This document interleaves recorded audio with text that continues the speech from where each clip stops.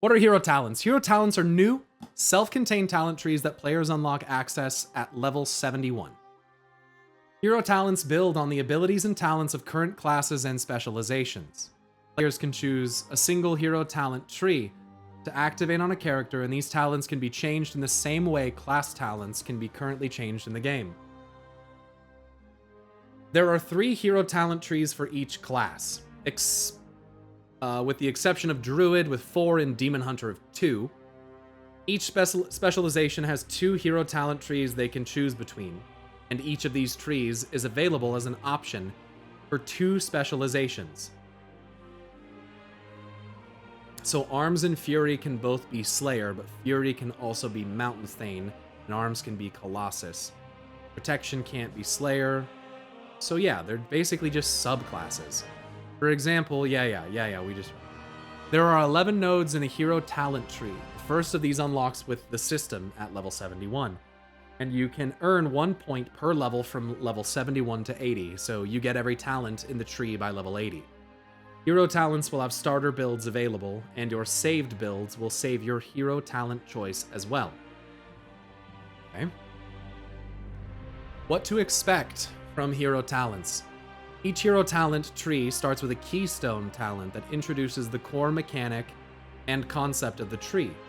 This could be a new ability, an enhancement to an existing ability or cooldown, or a new buff you can trigger.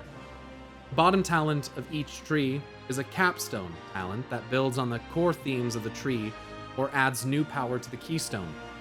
Each tree will offer or modify some class utility and include defensive bonuses that are useful to all specializations.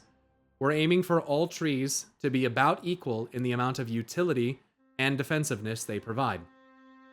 Trees for characters that can take on a tanking role may have some additional defense bonuses that will be less valuable to healers or damage dealers, such as bonuses to tank talents or cooldowns. 3 or 4 nodes in each tree will be choice nodes where you can choose between 2 options. Hero talents are meant to add enough damage or healing throughout to be significant without so important that these new talents overshadow your current class and spec talent trees. I mean, how could they if they're built on it anyway? Most hero talent trees add new visual effects to classes, both to communicate what they're doing and bring their class fantasies to life. However, these are not complete visual reworks. Your class and spec are still the same at their core, and that will continue to come through. Maintaining freedom to choose. We want players to be able to choose the hero talent tree that has the gameplay, visuals, and flavor that they prefer. Our goal is for both options to feel similarly effective in raid dungeons, Mythic Plus, and PvP. We're working to avoid abilities or bonuses in hero talents that can make a certain tree feel required, or activities where we can. We know that for some players, prioritizing total throughput is the most important thing to them, even if the difference between choices seems small. That's okay, but keeping hero talent balance close is one of our priorities so that players can play what they prefer and still be viable in any content. Right, so this is where the root of Taliesin's concern comes from. Is like, instead of putting yourself through this, why don't you just disconnect the player power from the choice?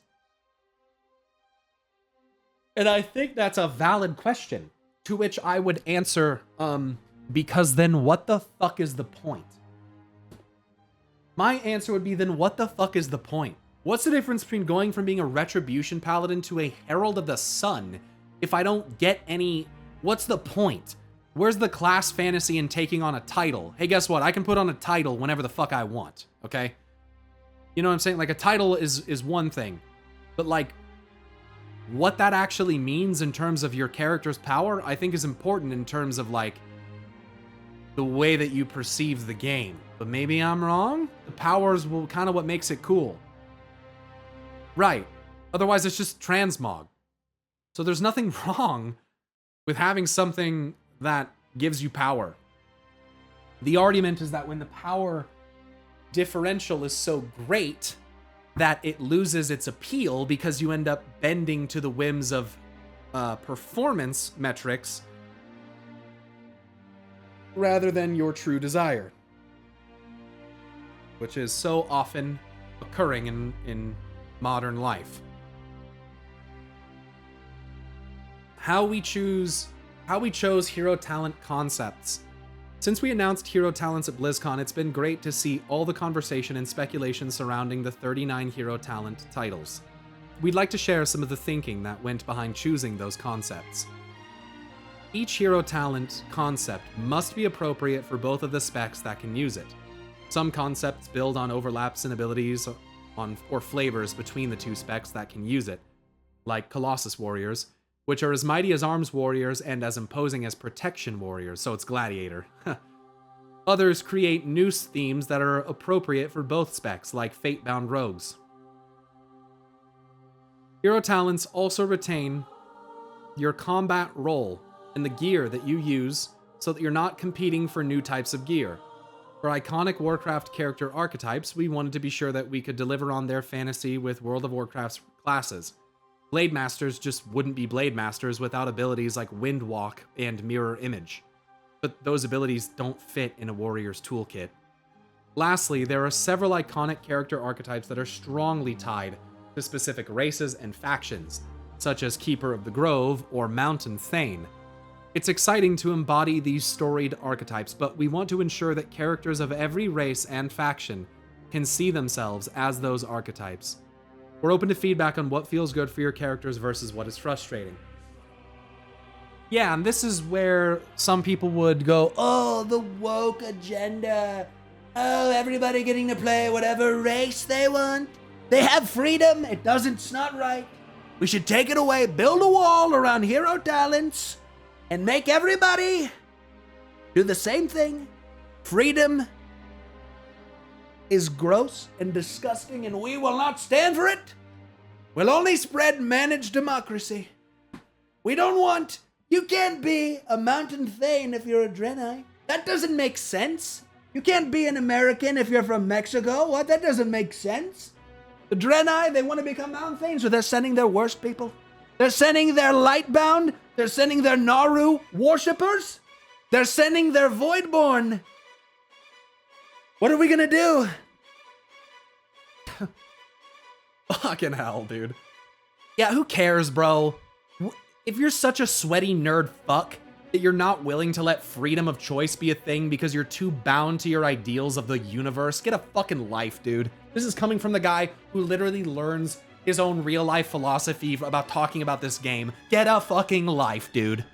You want I Mountain Thane? More like Draenei? Want to mount that thing?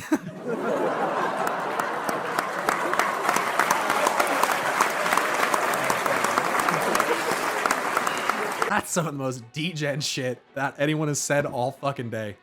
Anyway, gameplay and hero talents, here we go. We have several goals for what it feels like to play World of Warcraft with hero talents. Here are some of our guiding principles for how they affect your capabilities, rotation, what you pay attention to in combat, and your user interface. We like to say on the team that our goal for hero talents gameplay is for them to make you what you are, but more. We know that many of you have long histories with your favorite classes, and you play them because you like their gameplay, and the spells and abilities that matter in their rotation. Whether it's the spinning plates of Affliction, the cycles of Arcane, or the frenetic reactivity of Fury. Hero talents don't override what matters to a class.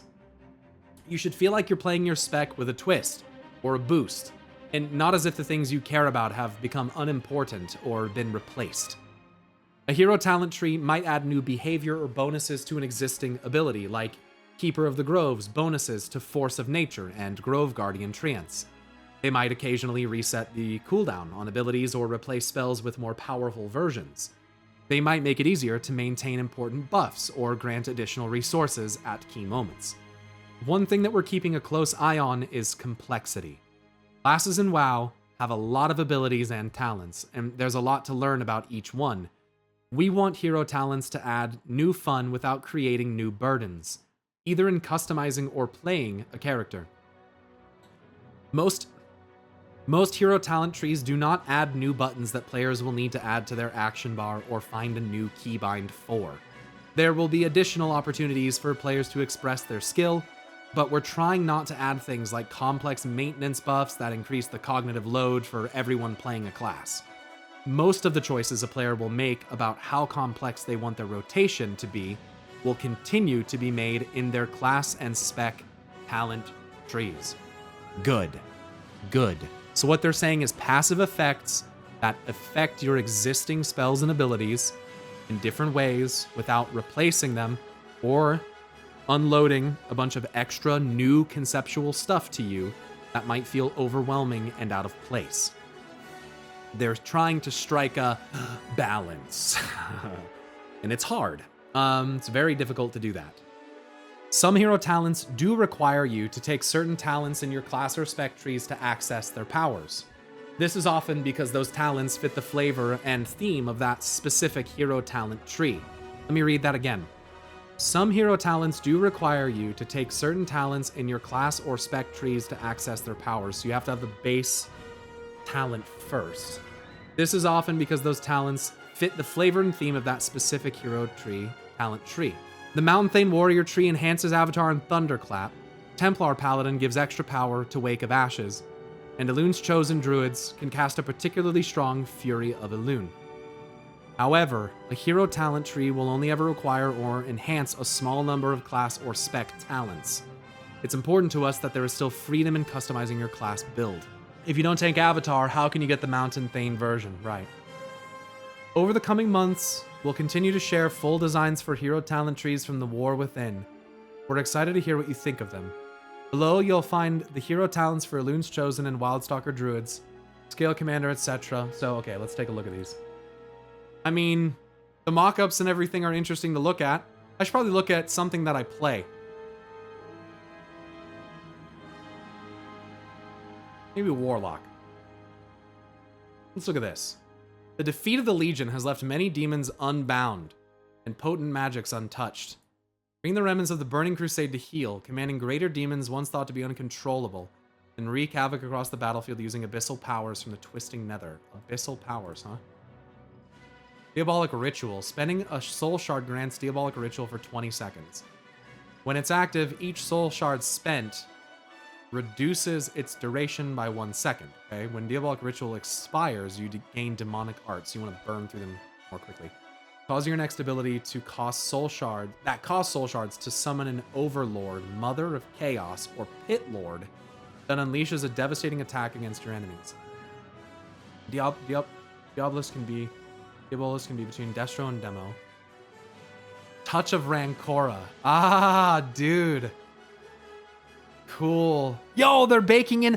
They did it. Yo, this is actually hype as fuck, dude. I'm excited about this from a lore perspective. Flames of Zorath, Gloom of Nathreza, Cruelty of Curzon, Touch of Rancora. These are worlds right here. Rancora, Zorath, and Nathreza are the 3 portals that Portal Keeper Hazabel had in her chamber in Antorus the Burning Throne. So they're actually like, they're building talents off of, these are worlds. But they've been abilities and things in the past too. That's pretty cool, dude. Flames of Zoroth, Gloom of Nathreza, that's pretty sick. Okay, so let's look at this. Cloven Souls. Cloven Souls. Enemies damaged by your Overlord have their souls cloven. Increasing damage taken by you and your pets by 10% for 20 seconds. You always gain the benefit of Soul Burn when casting Demonic Circle Teleporting. Oh, that's fucking sick. What? Increasing your movement speed by 50% and making you immune to snares and roots for 6 seconds. Oh, that's nice. Annihilan's Bellow. Howl of Terror cooldown is reduced by 15 seconds and range is increased by 5 yards. That's nice. Flames of Zoroth. Fire damage increased 2% and damage dealt by your demons by 2%. It's like very basic. Touch of Rancora.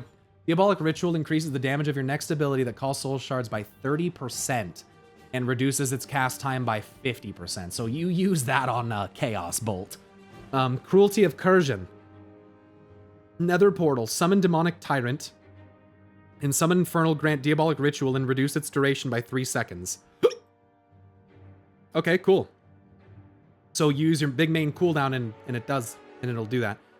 Infernal Machine, your soul shard spending abilities decrease the duration of Diabolic Ritual by 1 additional second while your Demonic Tyrant, Nether Portal, and Infernal is inactive. So this is actually funny to me. You know what they've done here, chat? I think they've done something very clever. And some people might not like this, but as a Warlock player, I like this a lot. Here's what I'm about to say. Here's what I'll say. I can remember 2 very explicit periods, easily, and more than that. In the past, okay, let me. Destruction has always been this. Cooldowns, unload everything. And then your mid game is okay, your 2 targets good, till we get back to the CDs, and then you fucking blast off again. They're leaning into that here. And the other spec that I can remember was the most like that was Demonology with like Demon Bolt. Demon Bolt spec where you'd stack up 3, 4, 5 Demon Bolts and they would just fucking slam shit. So when you have things like that are increasing the damage in your burst window, things that are also that benefit from said damage, and you're leaning into the idea of burst window gameplay, that has been the class fantasy of Destro forever. And for Demonology, it was a thing for a big time too.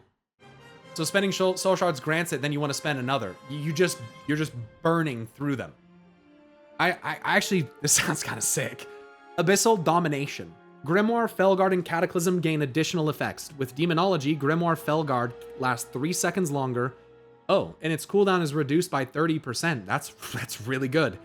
Destruction, casting Cataclysm summons an Overfiend that casts Shadow Bolt 2 times at 80% effectiveness before departing. Okay, it's good. Okay, it's interesting. Mother of Chaos empowers your next Shadow Bolt or Incinerate to become Demon Fire Barrage. Channel a barrage of 4 Shadow Bolts at 150% effectiveness toward the enemy over 1.5 seconds. That's kind of cool. Infernal Vitality, Unending Resolve heals you for 30% of your maximum HP. Whoa, that's really good. Infernal Bulwark, Unending Resolve grants Soul Leech equal to 10% of your maximum health. And increases the maximum amount of Soul Leech that it can absorb by 10% for 8 seconds. And I will get all of these, whether I play Destro or Demo. If I pick Diabolist, I get everything on here except these choice ones you have to pick. Soul Etched Circles, definitely what I would pick. I would say the next one after that, probably Infernal Machine, and then Infernal Vitality. Loom of Nathreza here. Demonology, Hand of Gul'dan deals 15% increased damage for each soul shard spent. That's interesting. That's interesting. Enemies that reminds me a little bit of like WAD Demo, just a little bit, but Destruction, enemies marked by your Havoc take 5% increased damage from your single target spells. That one I don't like. That one right there, chat, I have a problem with that talent. I don't like that one. That's not good. And here's the reason why. Because they did this before, and if I'm not mistaken, what it meant was you were putting Havoc on single target. What? Havoc is literally an ability that's meant to be put on a secondary target so you can cleave the primary target. So I think it's an old set bonus, yeah. I think it's like a WAD set bonus or something. But I don't like that one. This one is stupid because it takes a 2-target ability and makes you want to use it single target. That's dog shit. So, okay, let me concede then that these are not perfect, nor did I think that they would be, to be frank, to be fair. To be fair is more what I meant to say. But this is an example of something that shouldn't be. This does not contribute to the spec at all. Really, what it does is it does mean that when you use Havoc, the target that it's getting hit, who does take reduced damage, is taking 5% more damage. Okay, that's fine. But when you're then using it on single target, that's when it's a problem. So that's not cool. I don't like that. That one can go burn in a fucking fire. Ruination. Summoning a Pit Lord causes your next Hand of Gul'dan or Chaos Bolt to become Ruination. Call down a demon-infested meteor from the depths of the twisting nether. What? Dealing chaos damage on impact to all enemies within 8 yards of the target and summoning 3 wild imps. It's Hand of Gul'dan, but sounds like upgraded. A meteor from the twisting nether that summons imps too. And it's chaos damage instead of, I think, Hand of Gul'dan's shadow damage, isn't it? But, not that that really matters. Damage types don't really matter that much because weaknesses aren't really a thing. Is it Shadow Flame? That makes sense. That makes sense. Dealing chaos damage on impact. I think this sounds pretty cool. I like most of this stuff. I think most of these sound awesome.